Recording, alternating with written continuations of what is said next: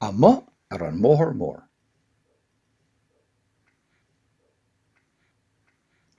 Bhí an lá go bra, chuaigh Mícheál amach ag siúl.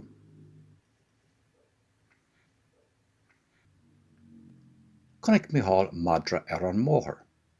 Tarlum ag siúl ar sa Mícheál. Huff huff ar san madra, ach níor tháinig sé. D'imigh Mícheál leis. Chonaic sé cat beag bán. Tarlum ag sógra ar sa Mícheál leis, ach d'imigh an cat beag bán suas ar an gcrán de léim. Síos an bóthar le Mícheál arís. Chonaic sé Seachtain buí ag siúl agus ag rith. Tar anseo ar sa Mícheál, ach níor tháinig sé, isteach sa gáirdaín le Mícheál. Bhí asal beag dubh istigh sa gáirdaín. Tarlum ag siúl a asalín ar sa Mícheál. Hí-há ar san tasal, is málam sa an gáirdaín seo agus an féir deas atá ann.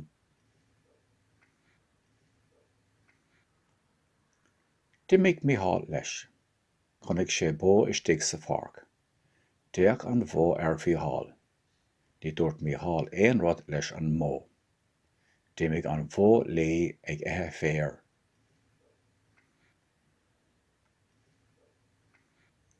Bhí capal istigh sa pháirc.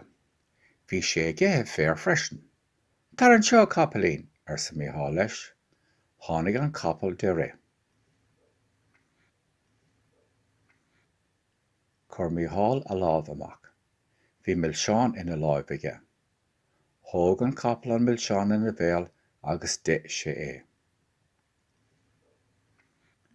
Bhíodh an capal anois. Tá sé ag rith agus ag dabhsa. Is maith leis millseáin. Is málam sa millseáin freisin ar sa Mícheál, ach ní léon cheann eile agam anois. Slán agat a capalaín ar sa Mícheál. Ní léon millseáin eile agam duit, ach tá féir deas millis agat sa pháirc anseo. D'imigh Mícheál suas an bóthar a bhaile. Tá mamaí ag an doras. An raibh lá maith agat ar sa mamaí le Mícheál. Ó, bhí a bhamaí ar sa Mícheál. Bhí lá mór maith agam. Chonaic mé capal agus bó istigh sa pháirc ar sa Mícheál. Chonaic mé asal istigh an gáirdaín freisin, agus bhí madra, cat agus Seachtain amuigh ar an mbóthar mór.